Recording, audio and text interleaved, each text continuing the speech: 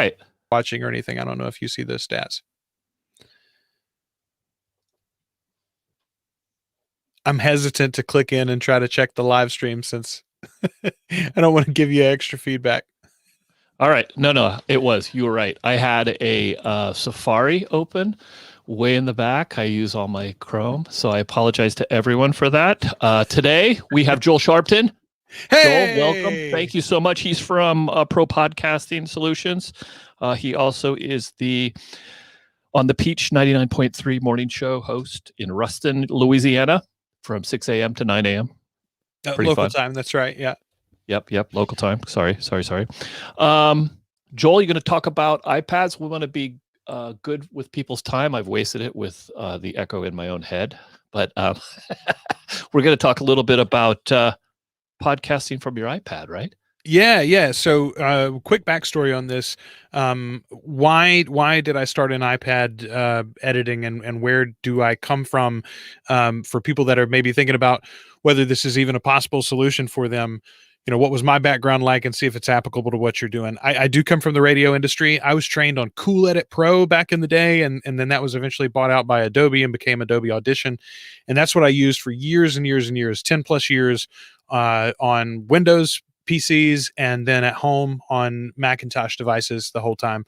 In my studio now here at home, I got a Mac Mini. I used to have a big 24-inch or a 27-inch actually iMac, and that's what I was using when I started my editing business, when I started doing podcast editing for myself, and then when I started doing it for other people, was Adobe Audition.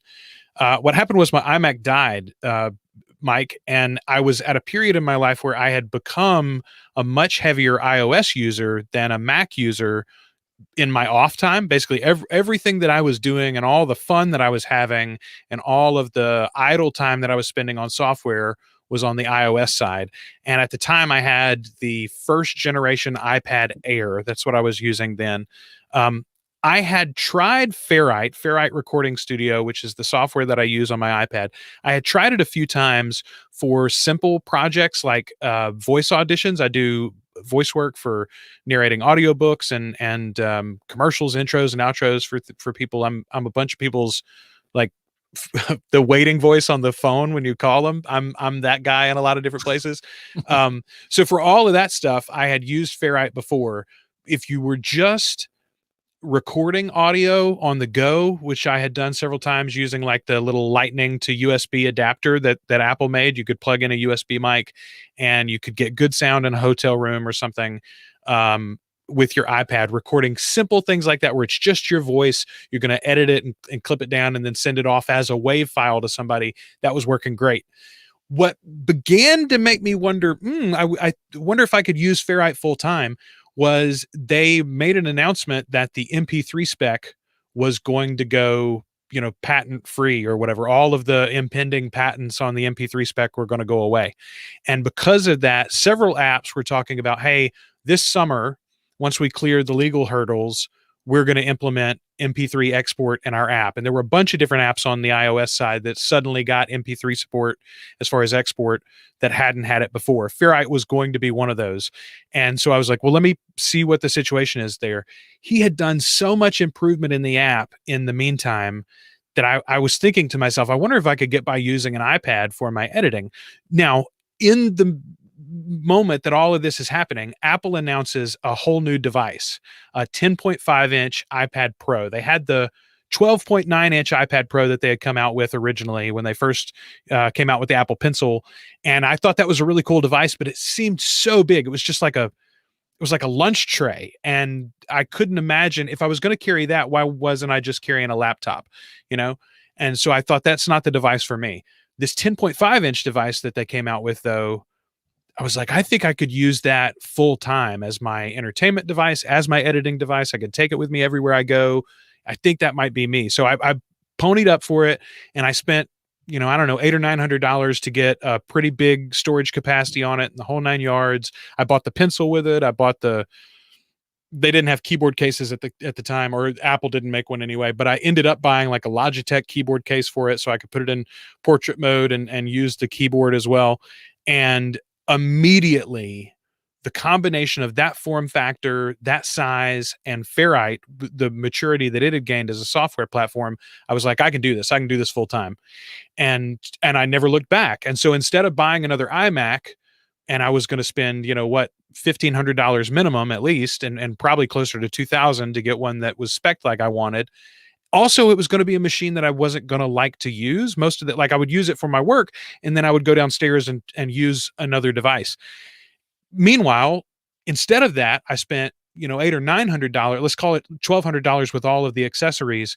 And I got this portable device that did everything that I wanted to do and did it in a way that made editing make more sense to me than it ever had before. So, and it's only improved since then. I'm trying to think now. I think it was 4 years ago, maybe 5, that I've gone full time onto the iPad. But I had the 10.5 inch iPad Pro for a few years, and then I upgraded in 2018 to the 12.9 inch iPad Pro that has the no home button. They slimmed down the bezels and made it just the tight square.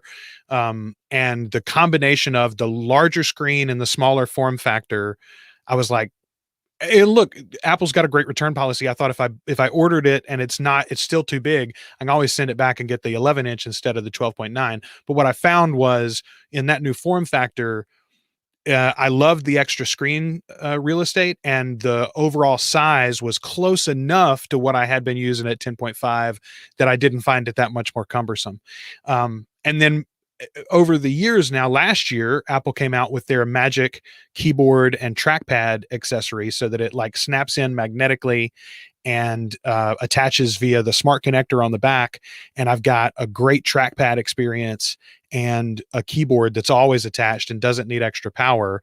And not only that, it's even got a USB-C port on the side of it so that you can plug in power to the keyboard and then still use the USB-C port on the iPad for input. So like for right now, for instance, Mike, I've got my iPad plugged into a USB-C cable. That USB-C cable is plugged into my Mac Mini, which is connected to StreamYard via Chrome. And I've got my iPad. If you want to share the screen with folks here, I've got the iPad connected via QuickTime so that I can show you guys my screen here. So that little dot is my cursor from my trackpad.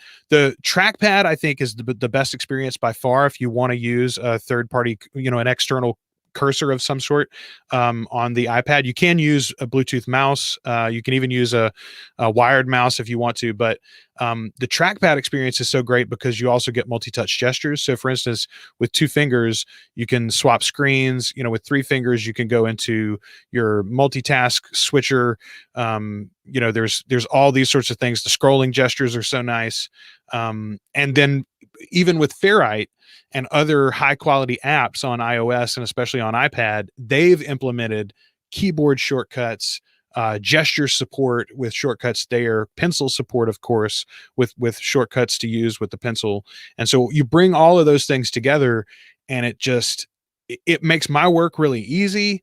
And the other thing, Mike, that just big picture thinking that I want to tell people and share about this is that it makes me feel like I'm actually touching my audio, right? Like it's a tactile experience. When I get done editing an episode, I've done it, with my hands. Sometimes, even if I'm using the cursor, you're physically manipulating the audio in a way that a mouse or a trackpad on your computer, it just doesn't feel the same.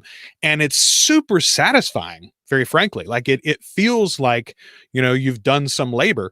The other thing for somebody like me who does, like I told you this morning, I've already done 5 episodes for my clients in addition to my radio show before we did this lunch meeting. Repetitive stress is something that I'm worried about, long term in my career. I've already been doing this for like 15 years now. I hope to be doing it another 20 or 30 maybe. So at least. So if I'm going to use these as my money makers in that way, like I like the fact that I can use the trackpad, I can use the keyboard, I can use the pencil, I can use my fingers directly on the screen. You've got all those options. So ergonomically, I really dig it too. Do you have any questions on that overall, Mike, before we dive into I think it's great. I think you should dive into it. I think it's okay, great. cool. It's great. I'm sure, and if people have questions, just fire Yeah, if away. you do, drop them in the chat, and either me or Mike One will try to see them and answer it specifically if we can. So the number one thing that I want to share with you about Ferrite, this is the what the library looks like. And so up here you've got several options. You can view things just by the original audio. So these are like the actual tracks that I've imported from clients or recorded myself directly. You can look at the projects only. So these are the actual editing sessions where you're going to pull all your different pieces together and produce an episode. Then you've got projects and unused audio. This is a view that I don't use a lot. In my head, when he first introduced this, I was like, oh, that'd be great. I could see, the files that are lying around and what project I need to start. It's just not the way that my workflow goes, though. And then archives only. The archive is really cool. So that's when you finish a session, or anywhere along the way, by the way, you can use this to export and share and edit back and forth between users if you wanted to. Maybe you share the editing duties with a co-host or something. You guys could both have Ferrite on your individual machines and share the archive back and forth to finish an edit or complete an edit or check something. I don't leave the archives in my in my files very often here in the library, just because I have an export system that I'm going to show you in a little while too. But for this show in particular, this is Trivial Warfare, a trivia show hosted by Jonathan Oakes. Very good show, one I've been editing for years now. And what we do is he sends me the raw files. I edit the full show in 2 parts, and then I send them as tracks still to him, and he finishes the final export using the ads that he adds into it, and of course he wants to put his own special touch sometimes on a particular joke or something, the way that the edit comes together. So he's finalizing everything and exporting himself. That's the reason I do it for this guy in particular. The files are huge. I don't save the exported archives for very long for his show. He's saving those project files himself. But for everybody else, what I'm doing is when I finish an edit, I'm actually exporting that archive file instead of keeping it in my library here in Ferrite, and I'm putting it in one of my cloud storages. All right, let's go back to the entire library though, and show you some of the things that you can do with this. Let's talk about templates for just a second. So let me pull up my templates.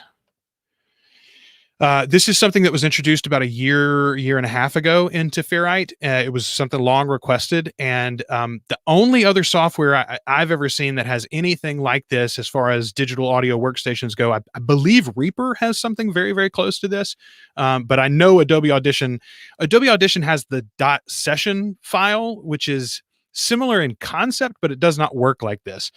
So let me show you how this works. Let's go look at something simple here. Top Agents Playbook. Okay, so in a template file, first of all, you can have settings for this that are set up so that every episode you make automatically imports a bunch of these things. For instance, the episode title, I want that to be in a formula. So it's TAP for Top Agents Playbook, and then the episode number gets input automatically.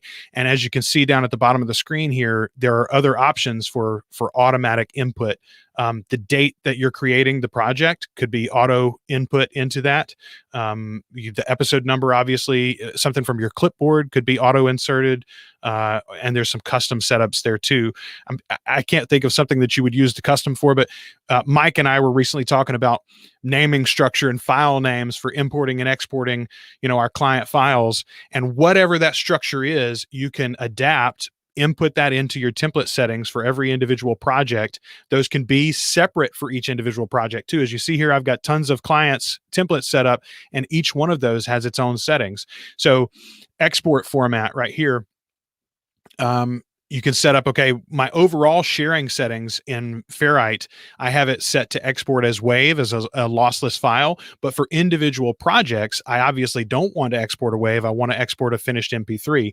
So that right here is I can set those by project specific, and I don't have to remember it at the time of export. In this case, the show is exporting at stereo 128.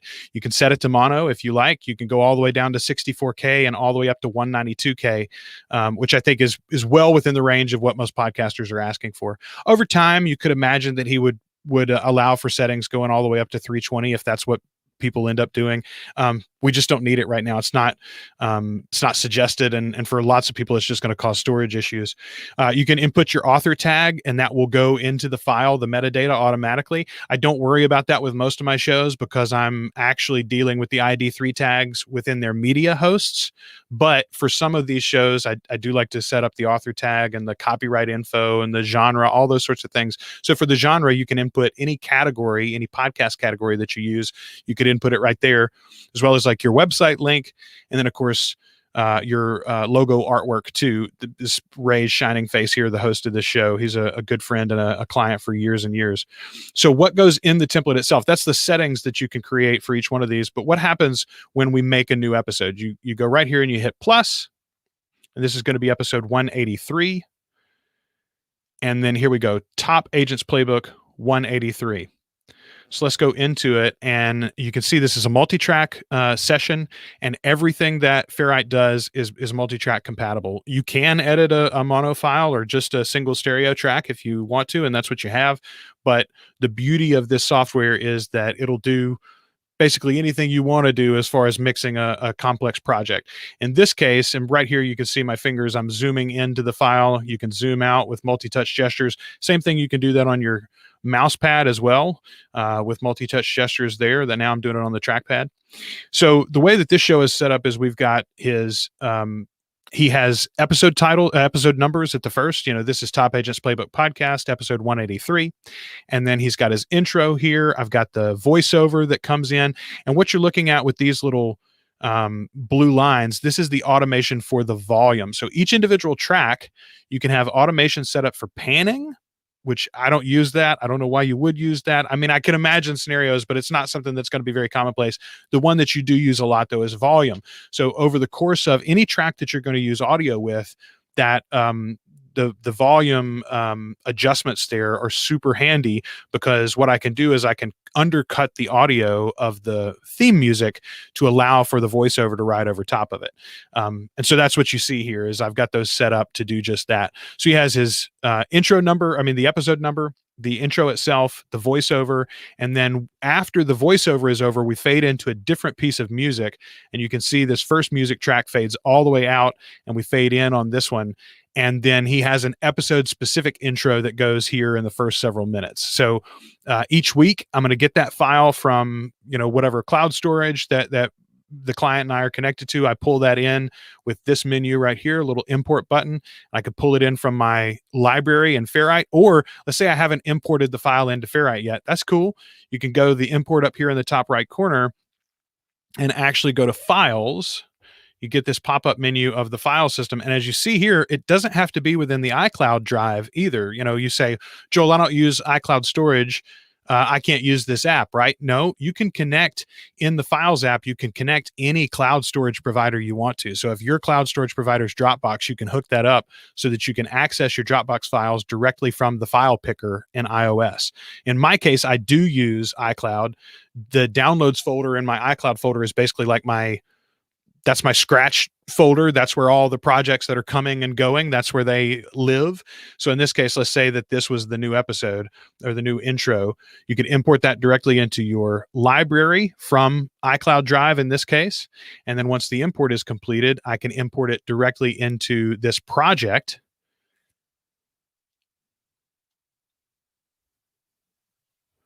And so now I've got this new piece of audio here. This is not actually for this show. I'm just using this as an example. But I can pull in the episode specific intro, set that up to where it needs to be. And then just this simple, let's slice that off and delete that. That's how easy you can manipulate the audio, like pretty easy. And the cool thing there is, okay, so let's undo that and do it a different way. Okay, so I sliced it by literally running my finger across it. But let's say that I've got this track, this piece of audio is highlight. highlighted, excuse me. You see it in yellow as compared to the rest of them. And so let's get the playhead exactly where I want it. And now let's use keyboard shortcuts. Command T in this case, see it pop up there on my screen. And now I've split that audio, and Ferrite is only selecting the audio following where I split it. So now I can again use my keyboard shortcuts, Command X, and delete that out of the way. So in this case, I'd have my episode specific intro popped into place. Then we go into my ad break here. Again, this is all set up in my template, so I don't have to worry about it on a week-to-week basis. Fades into the music under the ad, the voiceover for the ad, and at the end of the ad, we've got this cool little sound effect to transition back into the episode proper. Same thing again, we'd pull in the new episode file. Let's say it's going to be this Tracy file again, line that up properly, and then away we go. Now let's zoom down here to the outro. I'm racing through this to show you how quickly you can do if all you're doing is like a mix master and publish on your episode. If you're basically recording live to tape, it can be super fast using Ferrite. It's a non-destructive audio editor. So what I'm doing right there is I'm literally grabbing that little handle at the end of the piece of audio with my finger, and I'm just dragging it back and forth. You can do that with the Apple Pencil. You can do that with the mouse and trackpad. You can do that with just your finger on the screen. And so if you ever realize, oh, I took that out, but I didn't mean to, you don't have to go undo, and go way back. Find where you were in the audio and just pull in some more of that track, pull it back into the session, and you're off and running. Okay, so let's say that this was the end of the episode. Then we'd grab our outro here, and what I did there was a triple click. So you can single click to select just that single piece of audio, double click to select everything on that track, and you see it also selected the automation for the volume there. So all of that would drag and move along with it. Or you can triple click to select everything after the point that you're touching. So now I've highlighted all the audio remaining in this session except for the stuff that I've already edited and put into place. And you just drag it up to the appropriate place. And then there you go. So now that rolls right into my outro, has my outro voiceover under it as the music goes down, and then a final little sound effect to wrap things up. So now I've finished with that edit. How do you export this? How do you get it off your iPad and make it an actual podcast, Joel? Well, the first thing is you can use post-production right here on the iPad. So if you go down to your final mix, you get this cool pop-up. And Mike, I love this. Everybody uses effects. I say everybody. That's not really true. Podcast editors get all into effects, right? We love the RX kit, and we love all of those different plugins that we can use. Okay, RX does not exist on the iPad. That's true. However, lots of individual audio plugins do exist on the iPad, and lots of audio apps have plugins built into them that are eligible for use in other audio applications thanks to Apple's framework. They have an audio plugin API that you can snap into, and anybody can add to this list. So the first thing that you'll see is a handful of effects from Ferrite itself: the warm amplifier, the noise gate, the low pass, the high pass filter, equalizer, compressor, etc. Apple's also got a handful of tools built in. Those are available to you even in Ferrite. These effects, by the way, these plugins are available on a per track basis or for the overall project, or both, right? You can run them individually on the tracks. You can run them on the project as a whole. Very frankly, the only thing, and even down here at the bottom, I've got one third-party plugin installed. It's called Bruce Free, which I'm going to show you in a minute too. That's the only one that I use on a regular basis, and I don't actually tend to use it as a plugin. I use it as a pre-processing step, just because it is pretty resource intensive. And so it's easier to do it beforehand than after. The one thing that I use on a regular basis, though, for these projects, and most of my clients, by the way, are people who I've coached as far as the recording goes. So the audio quality is pretty decent when I'm getting it in the first place. So I'm not having to do a ton of post-processing. But the one thing that I do love is this auto leveling feature. And Ferrite added this in about the same time as the templates. and you can turn it off, you can turn it to regular, you can turn it to strong. Strong has always been a little too hot for my taste, but this regular setting, I don't know what the statistics are. I'm not that good of an audio engineer, honestly, and I haven't hashed it out with the developer. What I do know is I'm using this setting to export basically every piece of audio that I'm posting for anybody. And while that regular auto leveling works a little bit closer to, I would say, like a hard limit function on Adobe Audition than something like a true compressor, and you can't set it individually, like for the LUFS level to change your loudness, for instance. Even having said that, though, whatever settings he's using, the secret sauce that the developer has used to get that auto leveling feature, it's doing what my clients want. It's doing what the media host seems to want. It's doing what sounds good on my iPhone and in my car and in my earbuds and all the places where I'm testing and listening to my own audio and my clients' audio too. So it really is like the final special touch. But that's it. That's all I'm using as far as effects go on a week to week basis on basically all of these projects, and it's great. So once I've done that, once I've set all of that up, we've got our audio finished. How do you export it? You go here to the share button, and you get this cool menu. I do save to files. I'm going to export now. And by the way, we used our template settings that said that this template always uses MP3 128 stereo file. That's what we're going to export as. So I didn't have to set that. It didn't ask me. I just hit save to file. It's going to prepare that MP3 for me and then put it into my files app. In this case, it'll go directly into that downloads folder, which I told you I use kind of as my scratch drive. How is it titled? TAP 183. According to my file naming format that we said, it's TAP plus the episode number. So I'm going to say, yeah, iCloud downloads. You could rename it here if you needed to, but again, we don't need to because we did it properly the first time. You hit save, and that's it. It's done. So now we could go into our media host. I'm going to go to Captivate here just because that's who I'm using these days.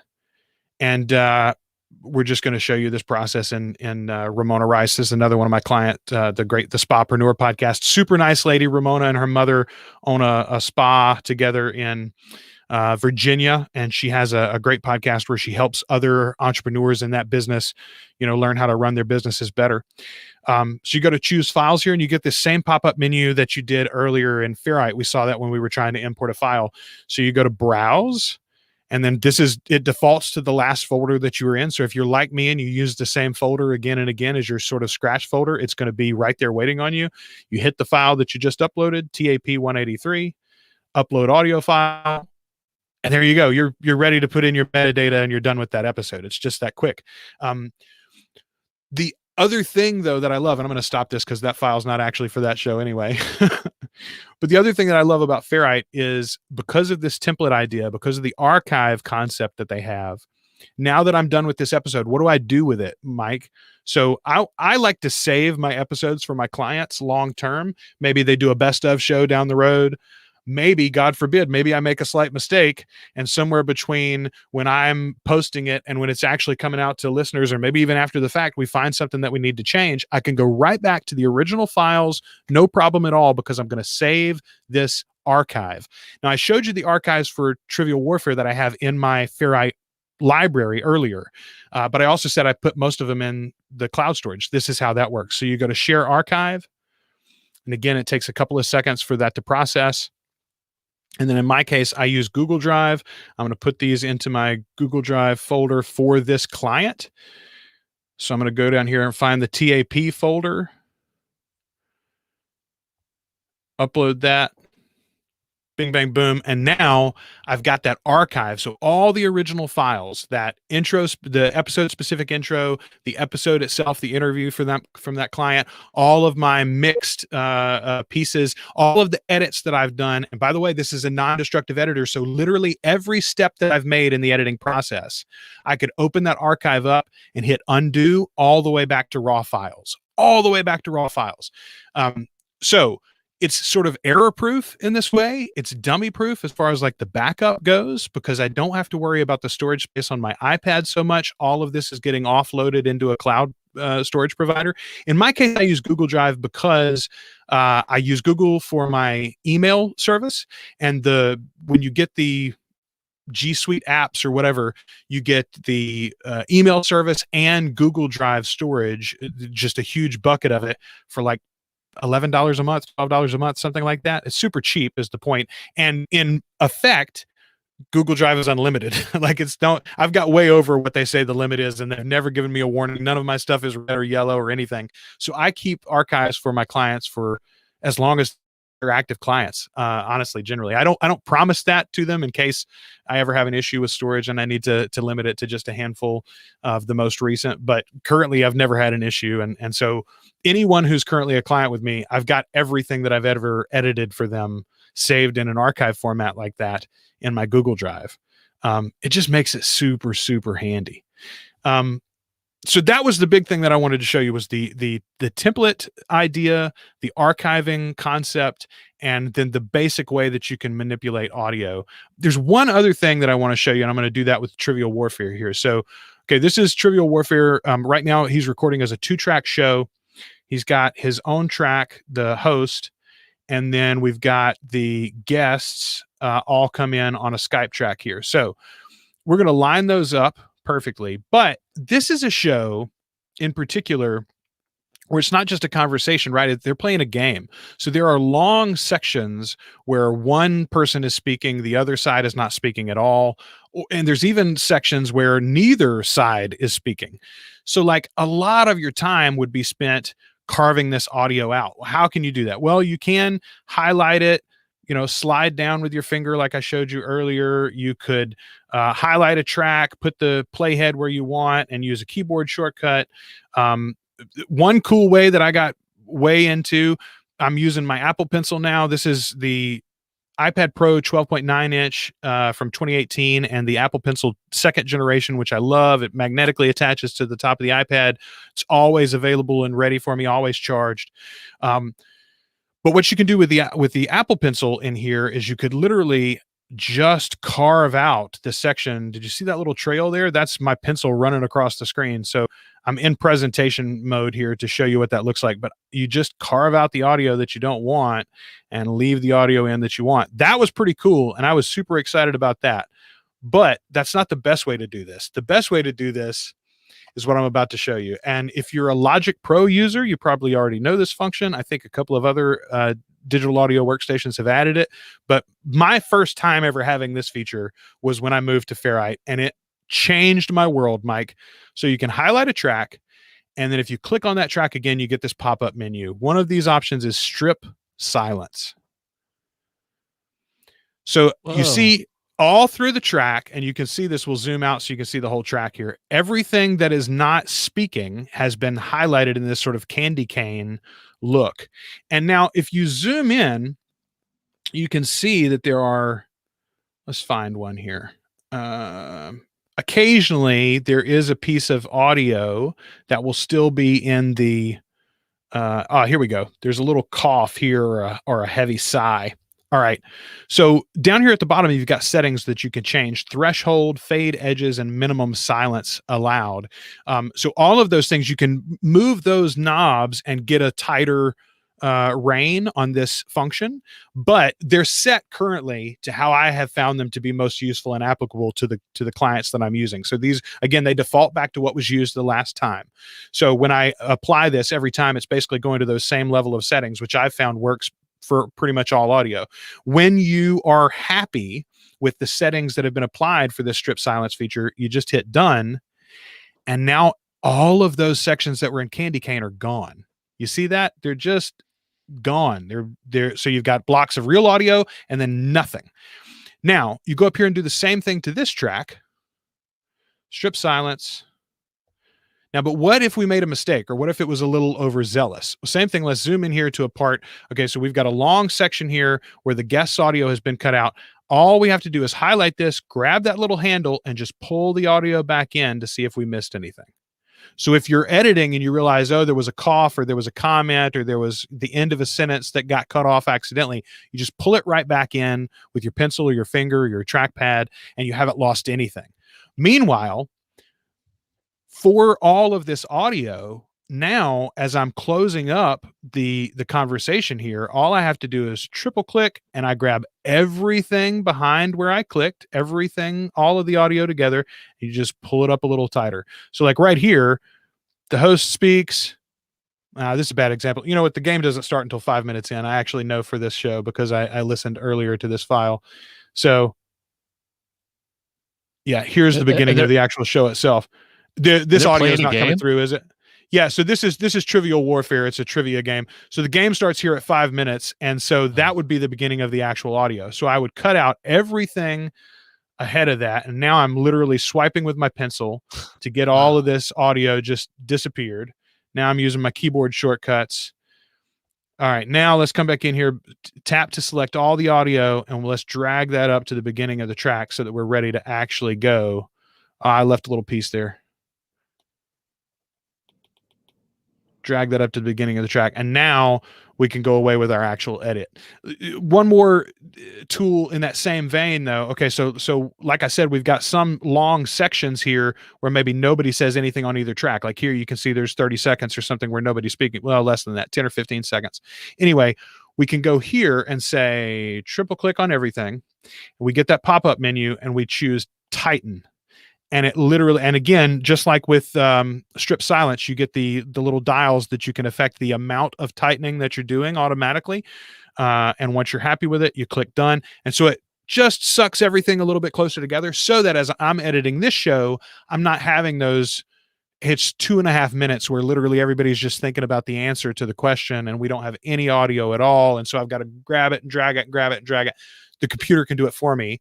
And again, if it's ever overzealous and you realize you missed a statement or the end of a sentence or anything, all you got to do is back it back out and drag that audio back in to the session, and away you go. So again, it's idiot proof in a lot of ways. It helps us from all the simple mistakes that we make as editors on an ongoing basis with podcasting. Real quick, because I know we've done a lot now. Here's the stuff that the iPad's not great at. It is still difficult to get things into the iPad. Even on the iPad Pro, the new iPad Pros, 2018 and 2020 models, and the brand new iPad Air, which has just been updated last fall, all of those models have the USB-C input, USB-C port, and they also are all compatible with Apple's new Magic Keyboard Trackpad monstrosity, which I've got stickers all over here. But those devices, so those three iPads, the iPad Air and the two iPad Pros, the 11-inch and the 12.9-inch, those have USB-C ports, which means that you can basically plug anything modern into it. However, there's only one. So if you use an audio interface, you can plug that audio interface in, but you're going to need, honestly, the Magic Keyboard attachment so that you can use that extra port for power to maintain your power while you're doing everything. The iPad's got great battery life. It would last for several hours, but I would not feel comfortable recording without being plugged into the wall or a battery backup either way. The other thing that it's not great about is this very thing. Mike, what did I say? I've got my iPad plugged into my Mac Mini to be able to do this stream with you today. And the reason is the iPad software, as advanced as it is, and it really has come a long way in the last couple of years especially, it still doesn't allow for all of the audio connections that Mac and Windows allows for. So for instance, you can have a mic hooked up to your audio interface and be recording locally on your computer and be streaming with Skype or StreamYard or one of these services and capturing audio through it as well. All of that is possible on the Mac and the Windows desktops or laptops. It's not possible on iOS yet, I should say. I believe honestly that this is one of those like niggling edges of use cases that Apple will eventually knock off their list, but it is for high-powered pro users, and so because of that, I don't know that they're going to get to it anytime soon. So if you have to do a lot of streaming for capturing my audio, I still find myself using a Mac Mini. That'll probably be true for a while still. It's easier to just sit here at this desk, connect via Skype or Squadcast or any of those services that we use to do remote audio connections. They just won't work properly on the iPad yet. That's a real shame, but it is still true. Zoom does work on the iPad, but you can't do all of the record multiple tracks locally and all those things that you can do on a Mac. So it's still sort of a two-step process. If you've got a solo show, if it's just you, you can plug a USB microphone directly into your iPad and away you go. You can be rocking and rolling right now. If you've got an audio interface and all your recordings are in person, not a great thing in the time of COVID, right? But let's say you got a show with your wife, and so you set up in your bedroom or something, you plug the two mics in, you plug your audio interface into your iPad, and you could record great that way. It will record from an audio interface with multiple tracks, and it will import multiple track audio. So let's say you've got a Zoom pod track or the Rodecaster Pro or something like that that's recording like 6 or 8 tracks. When you import that file, Ferrite recognizes it and treats it appropriately, so it'll separate the tracks for you appropriately. But it won't record more than, I think, 4 tracks to the actual device itself. So there are some limitations still there. I think those are going to be solved long term. Some of them we may get for free now that Apple has started using their own silicon on the Mac side. The M1 processors are out there now on a bunch of Mac laptops, and they're going to be coming soon to the iMacs too.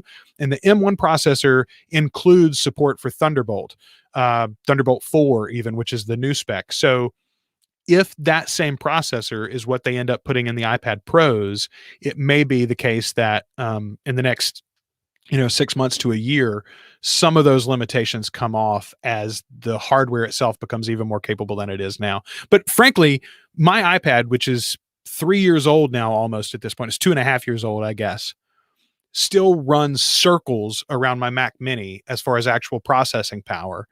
And honestly, it would run circles around most people's laptops, unless you've just bought a new laptop. This thing, both for single core speed and multi-core speed, is just it's amazing. And Ferrite is multi-core supporting. So like when you're exporting, it's using all the cores that are available on these iPads. So when I upgrade to a new iPad and it's got 12 cores instead of 8, I'm going to get that gain immediately in every single export that I get. And the overall pricing is still cheaper. So this iPad I bought maxed out. I bought a terabyte storage. I bought at the time that was the only way to get 6 gigabytes of RAM too. The models that were smaller than a terabyte didn't have 6 gigs of RAM in it. Now they all come with 6 gigs, the 2020 models. But I bought the terabyte model, iPad Pro 12.9 inch. It was like, God, I don't know, $1,200 or $1,300, maybe $1,400 just for the iPad. But then I also bought this keyboard attachment, which was like $300. I've spent money on the pencil, which was over $100. It's not a cheap package, but if you compare it to a workstation laptop, it still is a cheap package. And the other thing is, this same processor would be available even if you bought the baseline iPad Pro, right? It's the same processor that I have in mind, even if you don't get the terabyte storage. So you can get into this machine for a lot cheaper than even a very moderately powered Windows desktop or laptop computer. And yet the actual power that you're putting to bear on your software is much higher. So I've evangelized enough. I'm also sort of run off at the mouth here. I'd love to answer some specific questions. Mike, did something come up in there that you are interested in hearing more about? No, I mean, I'm amazed at it. I had no idea. And do you know anybody else who uses an iPad? Like, it's interesting because I've never even heard anyone but you, and I've heard that. I mean, I know you've done this for a long, long time. So yeah, for like 4 or 5 years now. I'm the only person in our circles that does it. There are a handful of people who heard of me doing it, and I know are now editing primarily on their iPads. None of those are in the editing business, I don't think. I think they're all just, taking care of their own shows and their own productions. I heard about Ferrite the very first time I'm super active in the Apple tech podcast world. I listen to almost all of not all of them, but I listen to a lot of Apple shows about Apple tech coming up. And there were a couple of people in particular who talked about wanting to do podcasting on their iPad all the way since the launch of the iPad. The very first iPad that came out, the radio station that I work with then and work with again now, they bought that station group bought one of the original iPads, and the manager and I were going back and forth on like the different ways that we could use it. We immediately saw it as like a sales tool and a customer management, retention tool and all those things. But he and I specifically were looking at it as a content production. How can we use this to knock down the massive pack of equipment that we're taking to remote broadcasts. Right. That was our first thought. How can we use this to remote broadcast? And honestly, in the beginning, we never could. By the time the iPad Air came, which was, 4 or 5 years later, the software and the hardware had both become significantly more powerful. We were doing some things by then. We were doing some Skype calls using iPads and things like that because they were just easier machines to manipulate than putting another PC in there. But still, it wasn't ready. But I was pushing against the hardware even from day one. So in particular, there was a guy named Jason Snell who used to write for, I think, like Macworld back in the day. And now he has a website called Six Colors. And he does a bunch of different podcasts. But he mentioned Ferrite first. That was the first time that I ever heard about it. And he said, really interesting multi-touch, multi-track audio editor specifically built for podcasts. And eventually I heard the backstory. What happened was this developer had heard all these Apple podcasters. He also listened to these shows. He heard all these Apple podcasters talking about what they needed. They wish they could podcast from their iPad app, from their iPad. And he reached out, said, well, what would you like to collaborate maybe on building an app? And so he got their input on exactly the features that they liked in the systems that they were using. Primarily, a lot of them were using Logic on Apple devices and Pro Tools. Several of them use Pro Tools. And so he carved out all of those features that they wanted and what he thought was addressable at the time. And then he's added to it over time. But, the whole thing, I think if you buy every in-app purchase that he has to unlock all the features, I think it's like a $30 or $40 app. And that's really one time. There's you can buy the basic version or you can buy the advanced features, I think. And he's come out with a couple of layers of that. But I think if you buy everything in there, it's less than $40 or $50. Wow. Which is less than a one-time, purchase of Reaper if you actually buy the full thing, or Hindenburg if you buy the full thing, and way less than the ongoing monthly subscription that I was given to Adobe Audition. So I've fallen in love with it, and never seen anyone use an iPad for production and editing. What time saving are you experiencing? So to me, I can edit Trivial Warfare. Let's talk about that because that's a good example.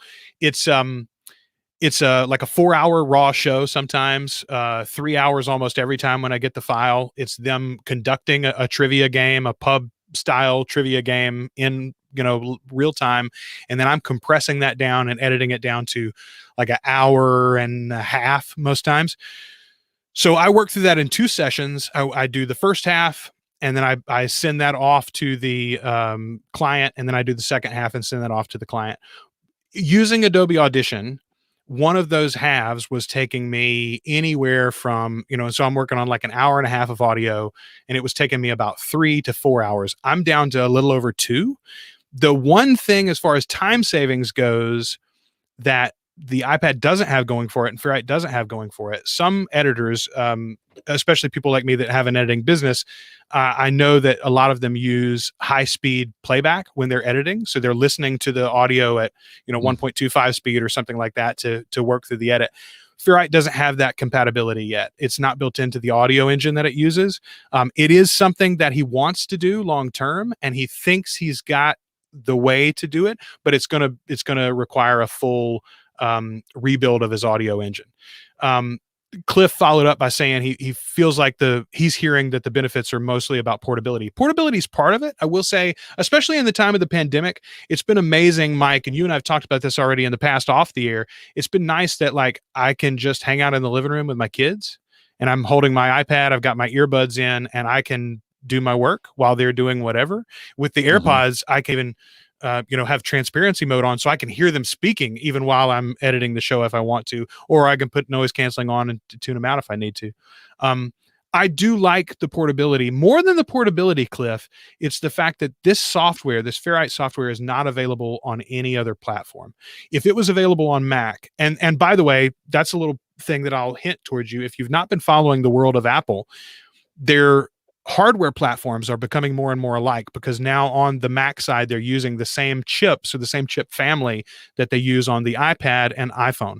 Because of that, porting iPad software, porting iPhone software to the Mac is becoming easier than ever before. As a matter of fact, it's a checkbox that you can do in Xcode, and you can, anything that you're running on the iPad or iPhone, the developer can allow for it to run on the Mac right now. Now, having said that, Ferrite's developer does not allow Ferrite to run on the Mac just because it's not ideal yet. He hasn't optimized it for Mac performance and for Mac use.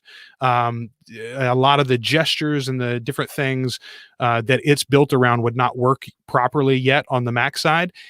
It is one of his long-term projects. He's got an M1 machine now, one of the new processor machines from Mac, and so he's working on that.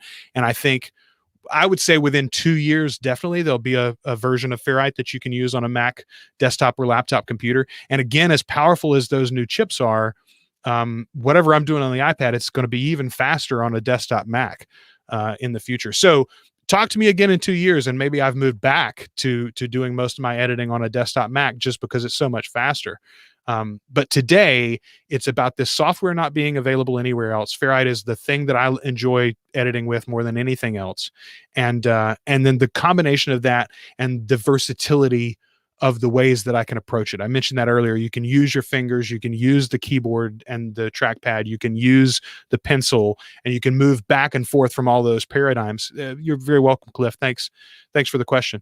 The combination of those two things, it's the fact that the software is nowhere and the versatility of the application is just chef's kiss. Wooji Juice, by the way, Wooji Juice is the developer. Hey, the one thing that I didn't show you, I was going to, is Bruce Free. I just want to mention again this this software that I use, the third party. Want me to pop it up here? Yeah, just pull it up here. So Bruce Free, this is from Cleve Grand Produkter AB, which is, I think, it's either a German company or maybe a Finnish company. They're from somewhere in Northern Europe. And they're really good guys. I've spoken with some of their developing team on Twitter several times in the past. Bruce Free is a noise reduction tool, and it is just magic. So the way that it works, and again, I'm not positive that you can hear anything that's happening on my iPad here. I'm going to turn up the volume in the QuickTime window and see if maybe it'll play through the stream. But so this is the way that the software works. Oh, you can hear it. Look at that. Okay, so there's the audio from this client. I can't hear anything. Oh, you can't hear anything? Okay, well, maybe it's Can not anybody else hear anything? So anyway, what you're seeing here, you can see up here at the top as I move this playhead, there's audio and then there's a little piece of quiet, of silence. So I put the playhead into the silence there, and you just hold learn. Now let it go, and it's processing, and now it's ready. And what it does is it removes the room noise. This is not perfect for everything. If you've got a siren going in the background, it's probably not going to work properly on that siren because the siren is uneven and the siren moves across your soundscape over time. And so the levels are different and the frequencies are different, et cetera, et cetera. But if you have a room, if you have a room that just has a lot of right. Mm-hmm. And I've got so many clients that use Skype, or maybe they use a Blue Yeti and they don't know exactly how to get in front of it, maybe. And so they've got a lot of in the track. That Bruce Free is perfect at removing that. So now that it's processed, all you do is you hit the export up here at the top. You could choose what the file is going to be named upon export. Then you hit open in and you pull that directly into Ferrite. And that's your cleaned up file ready for actual editing. So anyway, that's the one other thing I wanted to show you there. And Bruce Free, by the way, I think I spent $7 on that Bruce Free app. And it was a one-time purchase. I purchased it 5 years ago. I like it so much. I bought their Mac version when it was on sale a couple of years ago for I spent $20, I think, on the Mac version. And that was the sale price just because I wanted to pay them more money. I've used Bruce Free so much. And, it was a one-time payment for me. So anyway, again, that's an example of how you can save money getting tools that are equivalent to these high-powered, high-dollar desktop tools and laptop tools because the iOS ecosystem is so different. Right. Does it that Bruce Free? I don't know how to spell that. BRUSFRI. BRUSFRI.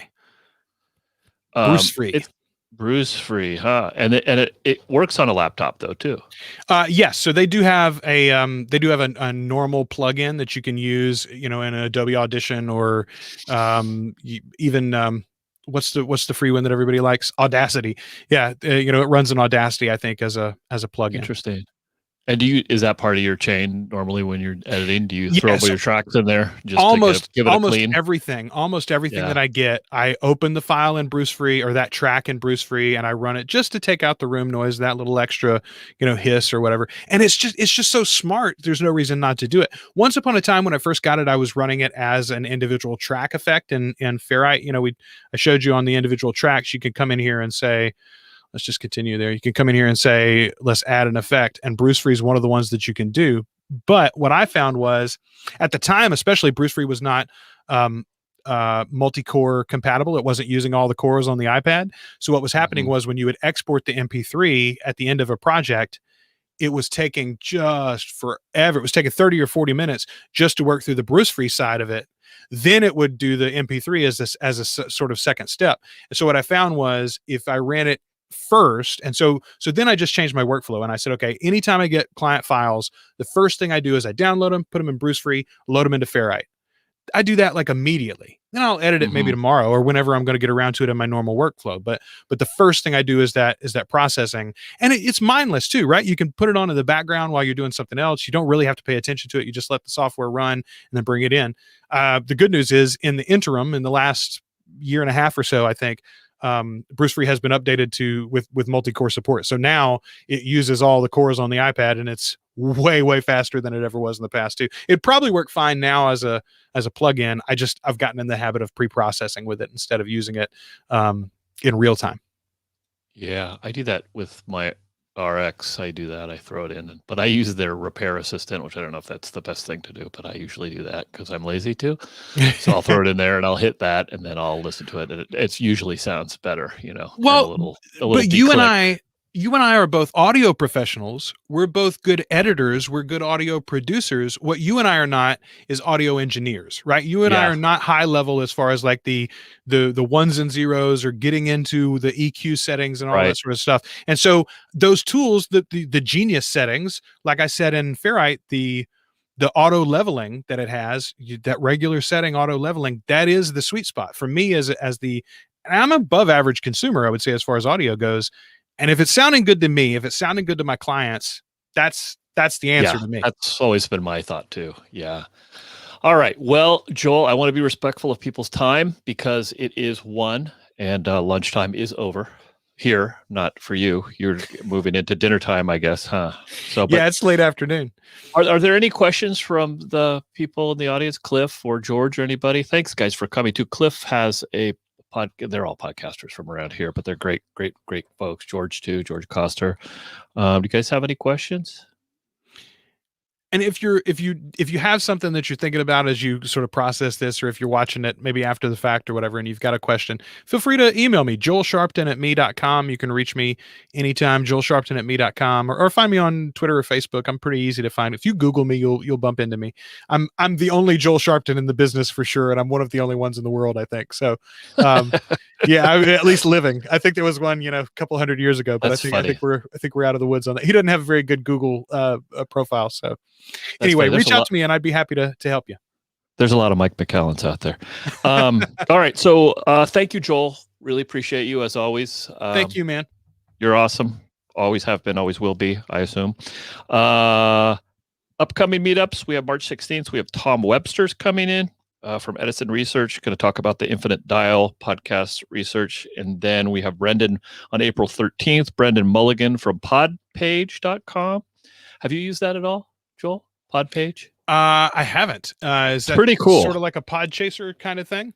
It's a web page for your podcast, but they just pull in your RSS feed. I have a couple of people I was working with. Sort of build the page and build the website in an automated fashion. It works. And I saw the other day Norm, who's part of this group, Norman Weeks, he started a podcast called Church Folk, and he just did that the other day and put it in. I was kind of looking at it because I was helping him get his podcast started, and it has an audio thing in there where you can click on it, and for free, that you can click on and leave an audio comment, which I know before, like SpeakPipe or whatever. I know, it's totally cool. Going on, Nikita Burns Hale on April 20th is going to come talk about automating your podcast flow. And then what's the other guy? The pod guy, Brian Barletta from Sounds Profitable is going to come talk to. So, Cliff put in a question here. Do I have a podcast? Real quick. I do. I don't currently have a running podcast. I've had a bunch of podcasts over the years. A lot of people know me from Always Listening. We did podcast reviews, and then for a couple of years, Jay Soderbergh, Pod Vader, and I talked about the business of podcasting. That faded in the very beginnings of COVID, actually, and since then I haven't gotten another one up and running. Why did that stop? Why did you guys stop doing that? Honestly, because of COVID. I got early in the pandemic. I didn't feel like talking about the business. It felt weird to talk about the business of podcasting when the world was falling apart, sort of. And since then, obviously I'm still in the business. I've maintained my editing business this whole time, and I've only doubled down on that. But the way that we were approaching it, just discussing the news of the day and the industry itself, it just didn't hold a lot of appeal for me. So I'm definitely coming back eventually. I've still got one show that I do on a very irregular basis about Anne Rice books, vampire books. But other than that, Really? I don't have. Yeah, no, I do. I'm a huge Anne Rice fan, and I've got a friend from college who she and I are working through the whole book series in preparation. Supposedly there's going to be a TV show eventually based on her vampire novels. So that's what we started it for. Where I grew up, she lived there too in Hillsborough. So she lived in San Francisco for a long time, and then she moved to New Orleans. She lived in New Orleans for 20 years or so while her son grew up. And the home that she had in New Orleans was just like a few blocks away from a good long-term family friend. We would drive by there all the time. I saw her like sitting on the porch once in this flowing black lace gown. It was funny. Like made my day, man. Made my day. That's so great. All right. Well, thank you again, Joel. I'm gonna, like I said, let's cut this off. Thanks, George, for coming again. And thanks, Cliff. And thanks, everybody. And we will see you next time. Bye-bye.